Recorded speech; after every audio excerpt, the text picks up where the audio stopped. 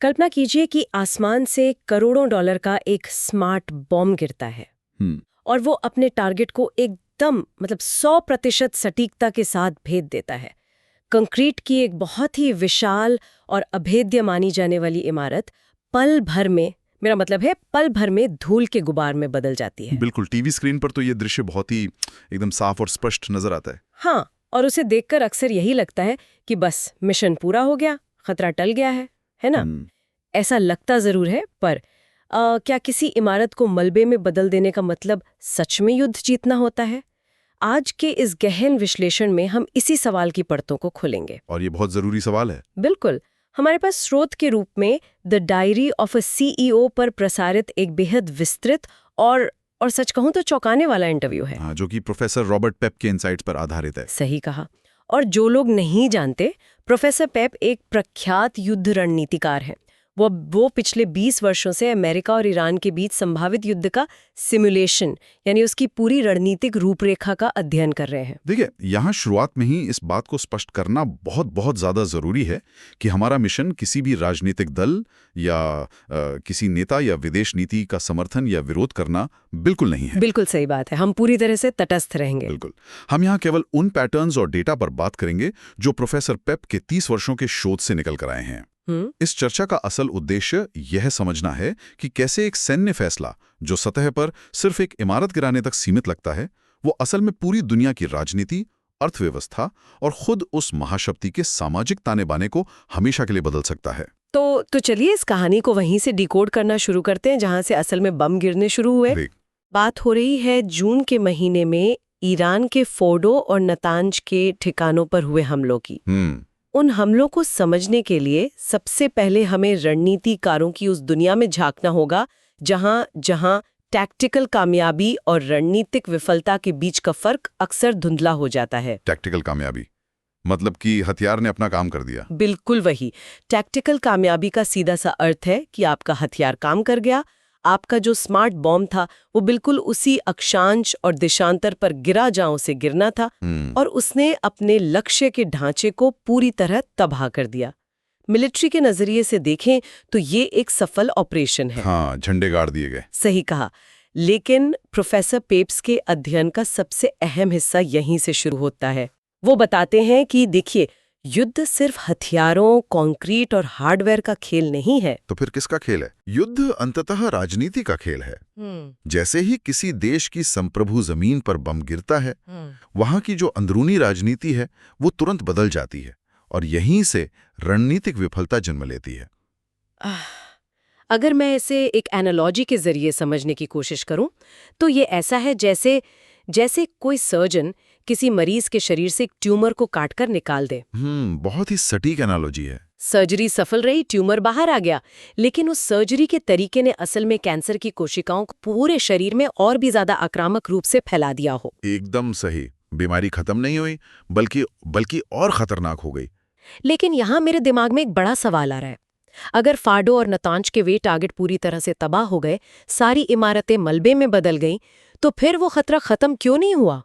और यही सबसे बड़ी बात है, क्योंकि असल खतरा वो कंक्रीट की इमारतें कभी थी ही नहीं। अच्छा जी, असली लक्ष्य कुछ और था, और वो था 60% संवर्धित यानी एनरिच्ड यूरेनियम। 60%? हाँ, और इस 60% के आंकड़े को समझना बहुत बहुत जरूरी है।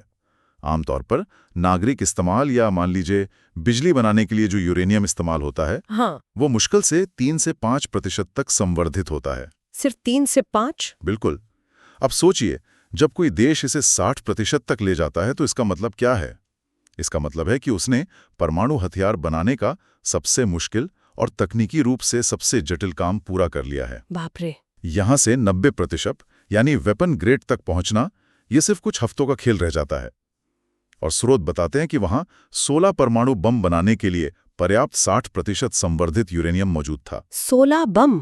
तो इसका मतलब है कि बमबारी का मुख्य उद्देश्य इमारतों को नहीं बल्कि उस यूरेनियम को नष्ट करना था। बिल्कुल। लेकिन क्या वो नष्ट हुआ? नहीं। और यही कहानी में सबसे बड़ा मोड़ आता है। क्या मतलब? खुफिया रिपोर्ट्स और प्रोफेसर पेप के सिमुलेशन ये साफ करते हैं कि बमबारी होने से ठीक पहले सैटेलाइट तस्वीरों में उन ठिकानों पर ट्रकों की भारी हलचल देखी गई थी। रुको, ट्रकों की हलचल मतलब उन्हें पहले से ही इस बात का अंदेशा हो गया था कि हमला होने वाला है? जी हाँ, बिल्कुल। और उन ट्रकों पर स्कूबा टैंक के आकार के बड़े कंटेनर लादे जा रहे थे। स्कूबा टैंक जितने बड़े? हाँ, इन्हीं कंटेनरों में वो संवर्धित यूरेनियम था। अब आप इस बात की गंभीरता को समझिए। ईरान को छोटा मोटा इलाका तो है नहीं। हाँ, वो तो बहुत बड़ा देश है। ये एक बहुत ही विशाल और भौगोलिक रूप से जटिल देश है। इमारतें तो गिरा दी गईं, लेकिन अब किसी को नहीं पता कि स्कूबा टैंक के आकार के वे कंटेनर, जिनमें वो रेडियो एक्टिव सामग्री है, वे ईरान के किस कोने में, किस पहाड़ के नीचे या किस सुरंग में छिपा दिए गए हैं। अरे वाह! तो इस पूरी कवायद का मतलब क्या निकला? ये तो भूसे के विशालताई ढेर में सुई ढूंढने जैसा हो गया। बिल्कुल, और वो भी एक ऐसी सुई जो रेडियो एक्टिव है। सच में? यहाँ मेरे दिमाग में एक बहुत ही तीखा सवाल आ रहा है। पूछिए। अगर हमला करने वालों को ये पता ही नहीं था कि वो यूरेनियम असल में कहाँ है, तो क्या उन खाली इमारतों पर बमबारी करके दुश्मन को वो हथियार बनाने के लिए सबसे बड़ा कारण या कहें इंसेंटिव नहीं दे दिया गया? हाँ, ये एक शानदार रणनीतिक सवाल है और इसका सीधा सा जवाब है हाँ। मतलब हमने खुद ही उन्हें भड़का दिया? देखिए, जब किसी राष्ट्र को ये लगने लगता है कि उस पर लगातार बमबारी हो रही है और उसके अस्तित्व को मिटाने की कोशिश की जा रही है, तो वो राष्ट्र अस्तित्व के संकट यानी एग्जिस्टेंशियल क्राइसिस में आ जाता है। समझ रही हूँ। ऐसे में परमाणु हथियार बनाना उनके लिए सिर्फ एक सैन्य महत्वाकांक्षा नहीं रह जाता। तो क्या बन जाता है? वो उनके बचने की, उनके सर्वाइवल की एकमात्र गारंटी बन जाता है। इस बमबारी ने असल में उस प्रक्रिया को धीमा करने के बजाय उसे और तेज कर दिया। ये सच में रणनीतिक नजरिए से बहुत डरावना है। अब जब वो 60% संवर्धित यूरेनियम नहीं मिलता, तो जाहिर है हमलावर पक्ष में हताशा बढ़ती है। बिल्कुल बढ़ती है। और इतिहास गवाह है कि हताशा में रणनीतियां अक्सर और ज्यादा आक्रामक हो जाती हैं। मुझे लगता है यहीं से पूरी चर्चा रिजीम चेंज यानी सत्ता परिवर्तन की ओर मुड़ती है। एकदम सही, जहां सीधे देश के सुप्रीम लीडर को निशाना बनाया जाता है। हाँ। और सत्ता परिवर्तन की इस नीति में ना एक बहुत बड़ी रणनीतिक गलतफहमी छिपी होती है। जी। जो लोग इस तरह की नीतियां बनाते हैं, वे अक्सर किसी भी देश की सत्ता के ढांचे को जंगा के खेल की तरह समझते हैं। जेंगा? वो लकड़ी के ब्लॉक्स वाला गेम? हाँ, वही जंगा, जिसमें लकड़ी के कई ब्लॉक एक के ऊपर एक रखे होते हैं। आप नीचे से एक अहम ब्लॉक खींचते हैं और पूरी इमारत भरभरा कर गिर जाती है। नीति निर्माताओं को लगता है कि बस शीर्ष पर बैठे सुप्रीम लीडर को हटा दो, हाँ? और पूरी व्यवस्था ताश के पत्तों की तरह ढह जाएगी। हाँ, ये बहुत ही आम धारणा है। अक्सर लोगों को लगता है कि बस समस्या की जड़ वो एक व्यक्ति है, उसे हटा देंगे तो सब अपने आप ठीक हो जाएगा। लेकिन प्रोफेसर पेप स्पष्ट करते हैं कि असल दुनिया की सत्ता व्यवस्थाएं जंगा नहीं होती हैं। तो क्या होती हैं? वे एक मैट्रिक्स की तरह होती हैं। ये व्यवस्थाएं बेहद लचीली होती हैं। अच्छा? जब इनमें कोई बड़ा नुकसान होता है या मान लीजिए शीश का कोई नेता मारा जाता है, तो ये मैट्रिक्स खुद को खत्म नहीं करता, बल्कि बहुत तेजी से नई परिस्थितियों के हिसाब से खुद को ढाल लेता है। जो खाली जगह बनती है उसे कोई और भर देता है? बिल्कुल। और अक्सर जो नया व्यक्ति आता है वो पहले वाले से कहीं ज्यादा चरमपंथी होता है। यहीं पर स्रोत में एक ऐसी बात सामने आती है जो आम धारणाओं को पूरी तरह पलट कर रख देती है। कौन सी बात? जिस सुप्रीम लीडर को निशाना बनाया गया, उनके बारे में एक बेहद चौंकाने वाला तथ्य है। उनका परमाणु हथियारों के खिलाफ बाकायदा एक फतवा यानी धार्मिक आदेश लागू था। सही था। और फतवा कोई दिखावा नहीं था। अच्छा? नहीं, वो दशकों से एक नीतिगत रुकावट का काम कर रहा था। देखिए, किसी भी देश के सत्ता तंत्र में हमेशा दो गुट होते हैं। हाँ। एक हॉक्स यानी आक्रामक पक्ष जो युद्ध चाहते हैं, और दूसरे डव्स यानी शांतिप्रिय पक्ष जो कूटनीति चाहते हैं। हाँ, ये तो हर जगह होता है। तो वो सुप्रीम लीडर इन दोनों गुटों के बीच एक गार्ड रेल यानी बचाव के पहरे की तरह काम कर रहा था। उनके उस धार्मिक आदेश ने ही सेना के आक्रामक धड़े को अब तक वो अंतिम कदम उठाने से रोक रखा था। बाप रे! तो इसका सीधा सा अर्थ ये हुआ कि हमने अनजाने में उस एक व्यक्ति को ही रास्ते से हटा दिया जो असल में शांति और संतुलन बनाए रखने का आखिरी जरिया था। दुर्भाग्य से, हाँ। और अब जो नया लीडर सत्ता में आया है, जो कि उनका बेटा है, उसके आने से क्या होता है? क्या एक सख्त नेता को मारने से एक और भी ज्यादा खतरनाक तंत्र पैदा हो जाता है? स्रोत के विश्लेषण के अनुसार तो बिल्कुल ऐसा ही होता है। नए लीडर का कोई ऐसा शांतिपूर्ण फतवा नहीं है। इसके विपरीत वो सत्ता के उस हिस्से से जुड़ा है जो सबसे ज्यादा कट्टर है, रेवोल्यूशनरी गार्ड्स। Revolutionary guards? हाँ, ये कोई आम सेना नहीं है। ये लाखों प्रशिक्षित लड़ाकों का एक ऐसा तंत्र है जो पूरी तरह विचारधारा पर चलता है। अच्छा। जब आप किसी पुराने नेता को मारते हैं तो उसकी जगह लेने वाले नए नेता पर एक भारी मनोवैज्ञानिक दबाव होता है। उसे अपने ही कट्टर समर्थकों के सामने खुद को साबित करना होता है। उसे दिखाना होता है कि वो कमजोर नहीं है। बिल्कुल, उसे दिखाना होता है कि वो अपने पिता से कमजोर नहीं है और वो दुश्मनों के आगे हारगिज नहीं झुकेगा।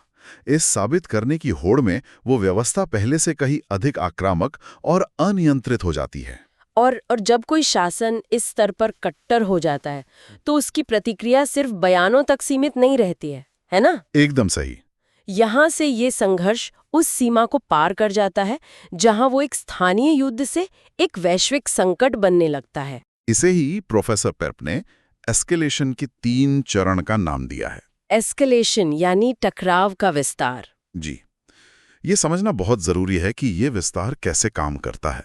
इसका पहला चरण बहुत सीधा होता है, सीधे हमले का जवाब। जैसे ईरान ने इजराइल पर मिसाइलों की बौछार की थी। बिल्कुल वही। ये एक आमने सामने की सैन्य प्रतिक्रिया है जिसे दुनिया न्यूज चैनलों पर लाइव देखती है। लेकिन बात अगर सिर्फ मिसाइलों के आदान प्रदान तक सीमित रहती तो शायद ये उतना बड़ा वैश्विक खतरा नहीं होता। असल समस्या तो इसके बाद शुरू होती है। हाँ, और यहीं आता है स्टेज 2, जिसे सामरिक भाषा में हॉरिजॉन्टल एस्केलेशन कहा जाता है। Horizontal escalation? जी, ये बहुत ही खतरनाक अवधारणा है। इस हॉरिजॉन्टल एस्केलेशन का मतलब क्या है? मैं इसे एक रूपक से समझने की कोशिश करती हूँ। हाँ, बताइए। ये ऐसा नहीं है कि आप बॉक्सिंग रिंग में किसी से लड़ रहे हैं और वो आपको मुक्का मार रहा है। ठीक है। ये ऐसा है कि जब दुश्मन को पता है कि वो बॉक्सिंग रिंग में आपको नहीं हरा सकता तो वो आपके घर का पानी और बिजली का कनेक्शन काट देता है। वो आपके रास्ते ब्लॉक कर देता है ताकि आप रिंग तक पहुंच ही न सकें। मतलब वो सीधे आप पर हमला नहीं कर रहा, वो आपके इकोसिस्टम को पंगु बना रहा है। ये एकदम सटीक व्याख्या है। स्टेज 2 में दुश्मन सीधे अमेरिकी ठिकानों पर हमला करने की बजाय उन कमजोर नसों को दबाता है जो वैश्विक अर्थव्यवस्था से जुड़ी हैं। जैसे कि वे ड्रोन का इस्तेमाल करके सऊदी अरब और यूएई जैसे अमेरिकी सहयोगियों के जो पर्यटन और बुनियादी ढांचे हैं उनको निशाना बनाते हैं। हॉर्मुज जलडमरू मध्य, जहां से दुनिया का एक बहुत बड़ा हिस्सा तेल प्राप्त करता है। हाँ, वो तो बहुत महत्वपूर्ण रास्ता है। बिल्कुल, वहां से गुजरने वाले तेल टैंकरों पर हमले शुरू हो जाते हैं। और इस चरण में कहानी में एक नया पहलू जुड़ता है, रूस। यहाँ रूस कैसे आ गया? स्रोत के अनुसार रूस इस हॉरिजॉन्टल एस्केलेशन में ईरान को सैटेलाइट के जरिए टारगेटिंग इंटेलिजेंस यानी खुफिया जानकारी मुहैया करा रहा है। इससे ईरान के ड्रोन्स और मिसाइलें एकदम सटीक जगह पर गिरती हैं। बाप रे। लेकिन यहाँ मुझे एक सवाल पूछना है और थोड़ा सा मजबूत पुशबैक देना है। हाँ, बिल्कुल पूछें। अमेरिका के पास दुनिया के सबसे उन्नत सैटेलाइट हैं, बेजोड़ एयरफोर्स है और सबसे शक्तिशाली मिलिट्री है। वे आसमान से चप्पे चप्पे पर नजर रख सकते हैं। इसमें कोई शक नहीं है। तो क्या अमेरिका की ये विशाल सैन्य ताकत ईरान को सीधे युद्ध के मैदान में आसानी से कुचल नहीं देगी? ये हॉरिजॉन्टल एस्केलेशन अमेरिका को मतलब रोक कैसे सकता है? ये एक बहुत ही स्वाभाविक सवाल है। सैन्य हार्डवेयर और बजट के मामले में अमेरिका का सच में कोई मुकाबला नहीं है। लेकिन प्रोफेसर पेप यहाँ वियतनाम और अफगानिस्तान के इतिहास की ओर इशारा करते हैं। अच्छा। दुश्मन जानता है कि वो पारंपरिक युद्ध में अमेरिका के सामने नहीं टिक सकता, इसलिए वो सीधे मैदान में आता ही नहीं है। तो वो करता क्या है? वो वक्त और भूगोल का खेल खेलता है। और जब आसमान से किए गए हमले नाकाम हो जाते हैं तब शुरू होता है स्टेज 3, जमीनी सेना का उतरना। जमीनी सेना मतलब अमेरिका को अपनी ग्राउंड फोर्सेस उतारनी पड़ेंगी। हाँ, प्रोफेसर के विश्लेषण के अनुसार इस बात के 75% चांस हैं कि अमेरिका को उस 60% संवर्धित रेडियो एक्टिव यूरेनियम को खोजने के लिए 82nd एयरबोर्न जैसी अपनी एलीट जमीनी सेना उतारनी पड़ेगी। 82nd airborne? जी, ये अमेरिका की वो रैपिड डिप्लॉयमेंट फोर्स है जिसे दुनिया में कहीं भी रातों रात उतारा जा सकता है। इसका कारण बहुत स्पष्ट है। आप आसमान से 30,000 फुट की ऊंचाई से बॉम्ब गिराकर किसी पहाड़ के नीचे छिपे वो स्कूबा टैंक के आकार के कंटेनर नहीं खोज सकते। हाँ, वो तो मुमकिन ही नहीं है। इसके लिए आपको जमीन पर सैनिक उतारने होंगे जो महीनों तक एक एक सुरंग, एक एक गुफा की तलाशी लें। और जैसे ही सैनिक जमीन पर उतरते हैं, ये एक और वियतनाम या अफगानिस्तान बन जाता है। एक ऐसा लंबा अंतहीन दलदल जहां महाशक्ति का खून, पैसा और समय तीनों बहने लगते हैं। ये तो सच में एक एक कभी ना खत्म होने वाले दुष्चक्र जैसा है। बिल्कुल।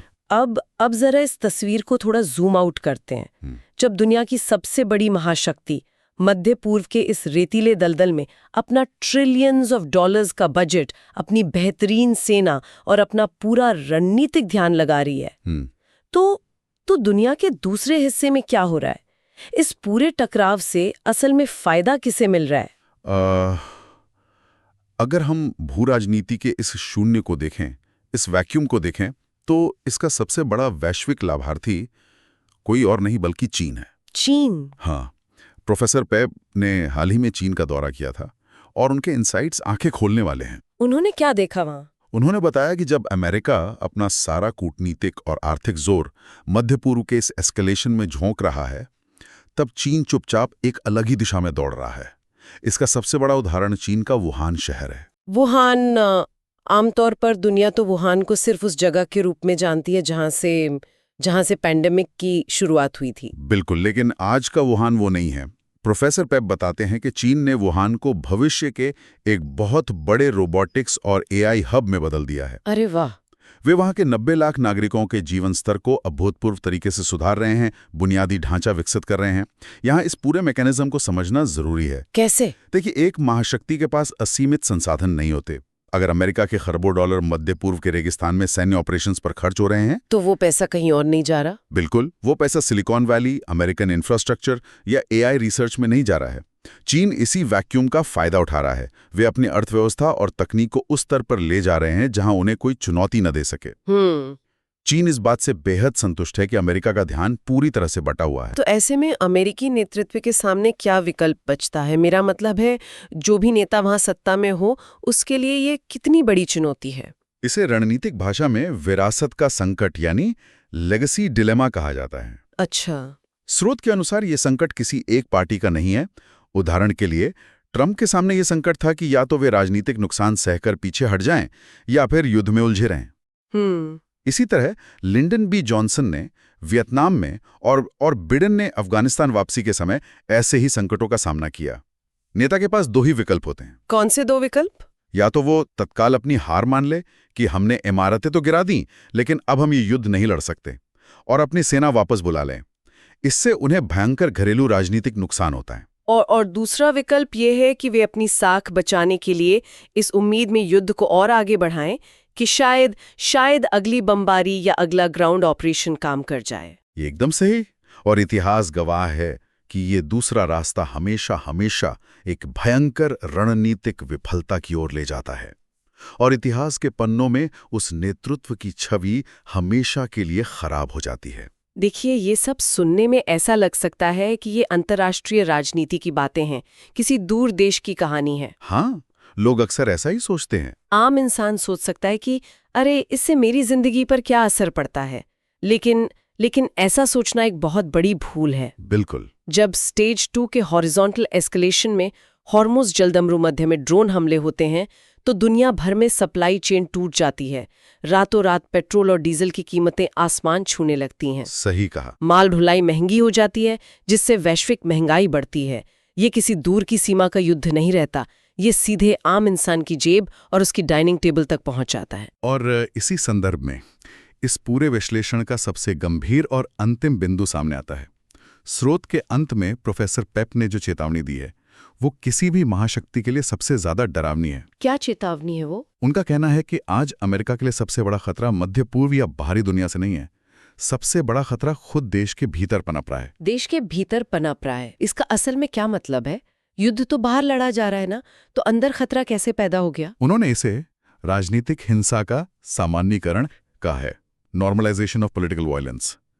प्रोफेसर ने शिकागो में हुए ऑपरेशन मिडवे ब्लिट्स का एक बहुत ही सटीक उदाहरण दिया। ऑपरेशन मिडवे ब्लिट्स क्या था? इसे थोड़ा विस्तार से समझाएंगे? देखिए, जब कोई देश दशकों तक बाहरी देशों में युद्ध लड़ता है, तो वहां इस्तेमाल होने वाले सैन्य उपकरण जैसे बख्तरबंद गाड़ियां, टैक्टिकल गियर और वहां का आक्रामक सर्च एंड डिस्ट्रॉय माइंडसेट, वो धीरे धीरे उसी देश के घरेलू पुलिस तंत्र में घुसपैठ कर जाता है। ऑपरेशन मिडवे ब्लिट्स इसी का एक उदाहरण था, जहां आव्रजन प्रवर्तन यानी इमिग्रेशन एनफोर्समेंट के नाम पर शहरों के अंदर भारी सैन्यकरण देखा गया। बाप रे! ऐसा लगा जैसे देश की सड़कों पर ही कोई युद्ध चल रहा हो। जब किसी देश के अंदर उसकी अपनी ही सड़कों पर घरेलू मुद्दों को सुलझाने के लिए सेना जैसी ताकत का इस्तेमाल होने लगे और लोग इसे नॉर्मल मान लें। बिल्कुल, और राजनीतिक हिंसा को आम बात मान लिया जाए तो वो देश अंदर से खोखला होने लगता है। तो इसका सीधा सा मतलब ये है कि जब आप बाहर एक ऐसा युद्ध लड़ रहे होते हैं जिसका कोई अंत नहीं है, तो अनजाने में आप उन हिंसक युद्ध नीतियों को अपने ही समाज में, अपने ही घर में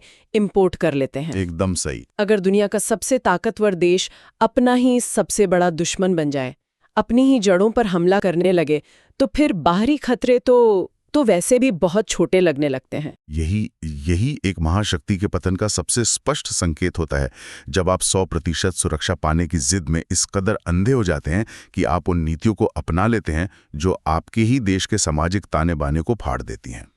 100% सुरक्षा का विचार असल में एक भ्रम है, और इस भ्रम के पीछे भागना आपको 100% असुरक्षित बना देता है। ये चर्चा हमें उसी दृश्य पर वापस ले आती है जहां से हमने आज शुरुआत की थी। जी। वो स्मार्ट बम जो टीवी स्क्रीन पर एकदम सटीक और बेदाग नजर आता है, वो शायद एक बहुत बड़े भ्रम का प्रतीक है। एक इमारत को मलबे में बदलता देखकर जीत का एहसास होता है, लेकिन उस मलबे के नीचे जो नई राजनीतिक सुनामी जन्म ले रही होती है, जो नया कट्टरपंथ पनप रहा होता है और जो आर्थिक अस्थिरता पैदा हो रही होती है, उसे कोई नहीं देख पाता। और वो सुनामी सरहदों को नहीं मानती। वो उन इमारतों के मलबे से उठकर महाशक्तियों की अर्थव्यवस्थाओं और आम लोगों के जीवन तक पहुंचती है। आज के इस गहन विश्लेषण से जो तस्वीर उभर कर सामने आई है, वो अंतर्राष्ट्रीय राजनीति के उस स्याह सच को उजागर करती है जिसे अक्सर नजरअंदाज कर दिया जाता है। इस पूरी चर्चा को हम एक ऐसे विचार के साथ समाप्त करेंगे जो बहुत गहरे सवाल खड़े करता है। अगर एक राष्ट्र की पूर्ण और अचूक सुरक्षा हासिल करने की विदेश नीति अनजाने में उसके अपने ही देश के सामाजिक ताने बाने, उसकी लोकतांत्रिक जड़ों और उसके वैश्विक आर्थिक वर्चस्व को नष्ट कर दे, तो क्या 21वीं सदी में सुपर पावर होने का ये पूरा कॉन्सेप्ट ही एक बहुत बड़ा भ्रम नहीं है? बिल्कुल। ये एक ऐसा सवाल है जो किसी को भी लंबे समय तक सोचने पर मजबूर कर सकता है। सुनने के लिए धन्यवाद।